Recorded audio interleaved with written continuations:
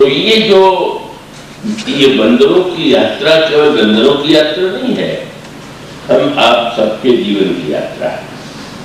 और वो एक संकेत है कि इतने बड़े योद्धा भी भूल गए, कितने बलवान हैं, कितने कितने शक्तिशाली हैं, और लंका के युद्ध में उनके शक्ति का कितना बड़ा आतंक फैला। पर गोस्वामी जी कहते हैं कि बंदर भयभीत हो गए, मानो उस समय अपनी सामर्थ्य भूल गए, अपनी शक्ति को भूल गए, केवल मृत्यु की कल्पना और बाद में क्या होगा इसकी कल्पना उन्हें दुर्बल बना देती। परिणाम ये होता है कि भय की एक रूठी भावना उनके मन में बैठ जाती है। लेकिन उसका निराकरण कैसे हो? ये दोनों ही बातें हमारे लिए दुखदायी हैं। जब हम अपनी विशेषताओं को नहीं जानेंगे तो हम सदुपयोग क्या करेंगे, और हम अपनी कमियों को नहीं जानेंगे तो फिर हम उन्हें मिटाने या उसका हम क्या और उपयोग कर सकते हैं, इससे वंचित हैं। तो बस इसको 3 भागों में आप बांट दीजिए कि अपनी विशेषता का उपयोग धर्म है, और अपनी विचार शक्ति का उपयोग ज्ञान है, और अपनी दुर्बलताओं का ज्ञान भक्ति।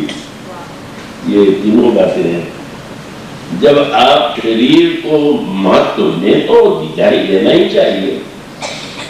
कोई ऐसी वस्तु नहीं है शरीर की शास्त्रों में निंदा की गई, इसका अर्थ नहीं है कि शरीर व्यर्थ। इसे रामायण में दोनों प्रकार के दृष्टांत आपको मिलेंगे। जैसे गिद्ध जी का प्रसंग मैं सुना रहा था, जब गिद्धराज से भगवान ने जीवित रहने के लिए कहा, और मुझे नहीं चाहिए जीवन, और मैं तो समझता हूं कि जो मेरी मृत्यु है वो तो जीवन की अपेक्षा भी एक दृष्टि हुआ है। और दूसरी दृष्टि वो जो दूसरे पक्षी हैं जिनको हम काकभूषुंडी के रूप में पढ़ते हैं। अब काकभूषुंडी गरुड़ का संवाद है रामायण में, और एक मुझे सुना रहे थे, कोई केवल उर्दू जानने वाले थे, उन्होंने उनसे पूछा कि वो रामायण में जो कौवे लोमड़ी का संवाद है, अब वो बेचारे उन्होंने लोमस को लोमड़ी बना दिया, क्या कहा जा सकता है। तो वो वस्तुतः ये जो गिद्धराज जो है वो जीवन को नहीं स्वीकार करते। और जब गरुड़ ने प्रश्न किया कि आपको शरीर त्याग करने का स्वातंत्र प्राप्त है, कि आप चाहे जब शरीर छोड़ सकते हैं तो आप शरीर क्यों नहीं छोड़ना चाहते? तो उन्होंने कहा कि इसलिए नहीं चाहते कि भजन भी तो शरीर से ही होता है, और जब शरीर से होता है और शरीर से हम भजन कर सकते हैं तो हम ऐसे जीवन को क्यों छोड़ें, हम ऐसे शरीर का त्याग क्यों करें। और उनका शब्द यही था, तजो न तन निज इच्छा मरना, क्योंकि तन बिनु वेद भजन नहीं मरना। इसका अर्थ क्या हुआ? शरीर महत्वपूर्ण भी है और शरीर त्याज्य भी। अगर हम अपने सामर्थ्य और लक्ष्य तक पहुंच गए तो उसके पश्चात शरीर की उपयोगिता नहीं प्रतीत होती। और जब किसी व्यक्ति के जीवन में यह एक भावना है कि नहीं, शरीर के द्वारा अनेक और विशेष रूप से भजन भक्ति तो शरीर के ही संदर्भ में, और इसीलिए आप उस दोहे पर आपने पढ़ा हो, सुना हो, गोस्वामी जी की बड़ी लंबी आयु थी, और वो लंबी आयु थी तो शरीर तो शरीर ही होता है, कान से कम सुनाई देने लगा, आँख से भी कम दिखाई दे रहा। तो शिष्यों को चिंता हुई कि महाराज तो हम कैसे ऐसा स्वास्थ्य रखें कि हम अधिक दिन का लाभ ले सकें। तो उन्होंने अनुरोध किया कि किसी वैद्य को बुला दिया जाए, और वो आपको देख करके कौन वैद्य आपके पास नहीं आना चाहेगा और उसको अच्छी दवा से आपके शरीर की दुर्बलता दूर हो सकती है। उस उस समय गोस्वामी जी ने मुस्कुरा करके यही कहा, आवश्यकता तो वैद्य की है। तो पूछा कि महाराज आपको सबसे जो अधिक कष्ट हो वो वैद्य जी से बता दें, तो एक प्रकार के शरीर में कष्ट है। तो उन्होंने कहा वैद्य जी से ये मत कहना कि इनको कान से कम सुनाई देता है, इसको हट जाने, और आंखों से कम दिखाई देता है, ये भी कोई महत्वपूर्ण प्रश्न नहीं। और शरीर में दुर्बलता कमजोरी आ गई, ये भी कुछ नहीं। तो चेले लौटा के कि महाराज आपने तो सब काट दिया। जब आप कहते हैं कान से कम सुनाई दे, आंख से कम दिखाई दे, शरीर दुर्बल हो जाए तो चिंता मत करो, तो फिर चिंता काहे की करे।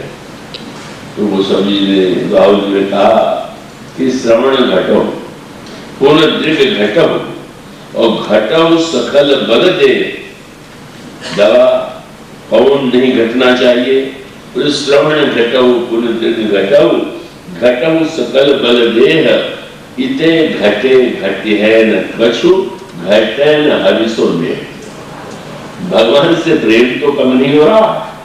अगर वैद्य ऐसी कोई दवा दे सके जिससे हमारे प्रेम करने की क्षमता बढ़ती जाए तो अवश्य दवा दे। तो मानो असमर्थता की अनुभूति जो है वृद्धासमर्थ है। अब यह समर्थता की जो एक धारणा है वो इसको कष्ट भी बहुत देती, लेकिन उस असमर्थता में अगर वो समर्थ प्रभु से जोड़ पाता है तो वो भी धन्य हो जाता है। तो इस तरह से यूँ कह सकते हैं कि हम सबका जीवन ही किसी न किसी रूप में उपयोगी। यह मानने की भूल नहीं करना चाहिए कि हम सर्वथा किसी काम के नहीं हैं, निरुपयोगी हैं। तो वो स्थिति में इन विविध पात्रों का जो वर्णन है आप उस पर ध्यान दीजिए। मैं आशा कर रहा हूं कि आप एकाग्रता से सुन रहे हो। रामायण में कई प्रकार के पात्र हैं।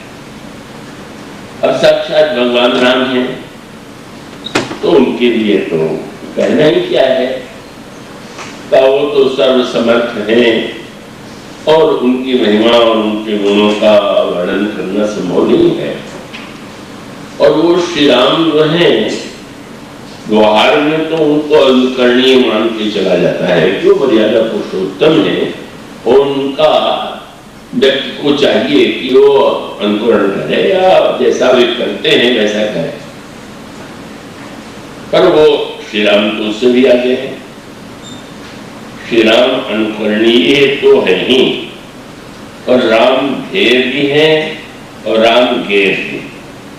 पर इस शब्द के बहुत में नहीं जाना चाहूंगा। ध्येय माने जिसका ध्यान किया जाए और गेय माने जिसको जाना जाए। तो ये जो श्री राम है, क्या अगर कोई एक व्यक्ति या आचरण जिनका श्रेष्ठ हो ऐसे महापुरुष होते तो अनुकरणीय होते, पर वो ध्येय और गेय तो नहीं हो सकता। ध्यान करने योग्य व्यक्ति नहीं होता है और उसका देखते हैं इसने अच्छा कार्य किया और हमें भी करना चाहिए। और गेय माने कौन है ये श्री राम ध्येय अनुकरणीय सब। और कई पात्र रामायण में हैं कि जो दोनों ही तरह से श्रेष्ठतम है। जैसे आचरण के संदर्भ में, धर्म के संबंध में श्री भरत की महानता अद्वितीय है। वे अद्भुत पात्र हैं, जैसा पात्र और कोई श्री रामचरितमानस में नहीं दिखाई देता। श्री हनुमान जी जैसे उनका तो वर्णन चल रहा है, और श्री लक्ष्मण जी वो तो उन पात्रों में है कि जो हमारे लिए वंदनीय हैं, प्रार्थनीय हैं, और हम उनके द्वारा केवल उनका हम अनुकरण ही नहीं, हम उनकी प्रार्थना के द्वारा शक्ति भी पा सकते। पर कुछ ऐसे पात्र हैं रामायण में जिनके चरित्र में आपको इससे भिन्न रूप दिखाई देगा। अब जैसे भगवान परशुराम हैं, वे भगवान के 24 अवतारों में से हैं, और 14 अवतार में हैं तो वंदनीय हैं, पर वंदनीय है पर वो अनुकरणीय नहीं। अनुकरणी का अभिप्राय। अब जब परशुराम जी महाराज धनुष टूटने के बाद आते हैं तो इतना आतंक फैल जाता है कि वो राजा डर के मारे कांपने लगते हैं और पहले वो योजना बना रहे थे कि हम बलपूर्वक सीता को छीन लेंगे। वो कह रहे थे कि ये कैसा जादूगरी हो गई कि धनुष टूट गया, हमने तो देखे ही नहीं, तब उठाया कब तोड़ा कैसे तोड़ा, क्योंकि तुलसीदास ने यही लिखा कि लेत चढ़ावत खैंचत गाड़े काहू न लखा देख सब ठाड़े। और कुछ इसमें हम नहीं मानते, तो धनुष तोड़ने से भी काम नहीं बनेगा, हम छीन लेंगे। और उसी समय आ गए परशुराम जी, और परशुराम जी आ गए तो योजना सारी भूल करके कांपने लगे। एक राम वो है जिससे डर नहीं लगता, वो भी है वहां पर, और दूसरे राम वो है जिनसे डर लगता है, और साधारण डर नहीं लगता है। बिल्कुल भूल गए कि हम लड़ने के लिए सीता जी को छीनने के लिए प्रस्तुत हुए थे। अब तो एक ही काम रह गया, क्या बोले पितु समेत कहीं कहीं निज नामा लगे करण सब दंड प्रणामा। परशुराम जी के चरणों में सब साष्टांग प्रणाम करेंगे और वो परिचय दे देते हैं, महाराज मैं उस राजा का पुत्र हूँ, आपने उनको क्षमा कर दिया था उस पर भी। पर ये प्रार्थना करते हुए भी वो ये नहीं चाहते थे कि देखा ही नहीं हो। इतना आतंक गोस्वामी जी का, अगर परशुराम जी किसी को स्नेह से भी देख दे तो उसको लगता था कि मिल गया, ऐसे पढ़ना था। जे सुभाय चितमय हित जानी सो जानई जनु आयत खुदानी। इसका अभिप्राय यह है कि महानतम होते हुए भी उससे तो डर लगता है, आतंक की सृष्टि होती है, तो वो डर या आतंक उत्पन्न करना ये आदर्श नहीं हो सकता। अपने आप में उनके अवतार का उद्देश्य था और एक कार्य उन्होंने किया। जो अन्यायी अत्याचारी हो गए थे उन्हें दंड दिया, पर दंड के बाद एक भय व्याप्त हो गया। तो मानो परशुराम जी महाराज के प्रसंग में यह संकेत पढ़ने को मिलता है, ये राम से राम का संवाद हो रहा है, संयोग से नाम भी एक ही है और दोनों ही अवतार हैं। एक राम को देखकर डर नहीं लगता और दूसरे को देख करके डर लगता। गोस्वामी जी ने कहा कि आप श्री राम के लिए, गोस्वामी से पूछा गया कौन सी उपमा देना चाहेंगे, तो राम तो सूर्य है, उन्हें तो उदय दिन मनुष्य पर रघुवरवाद कर परशुराम जी आए, तो महाराज आप परशुराम जी को क्या उपमा देना चाहेंगे? बोले आए बिल्कुल कमल पतंगा। कितनी विचित्र सी भाषा है, एक सूर्य श्री राम है और दूसरे सूर्य परशुराम जी। कोई वो राक्षस या असुर तो नहीं है, अवतारों में उनकी गणना, तो दोनों में अंतर क्या है?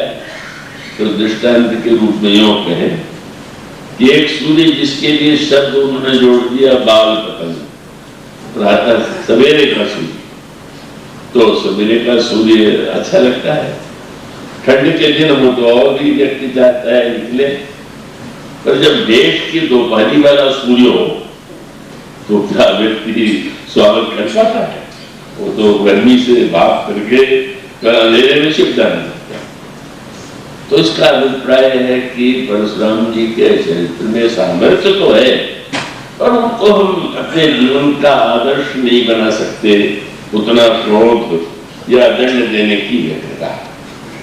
तो परशुराम जी महाराज वंदनीय तो नहीं, अनुकरणीय नहीं है। कुछ पात्र ऐसे हैं जो वंदनीय है, अनुकरणीय है, और कुछ पात्र बड़े विचित्र हैं।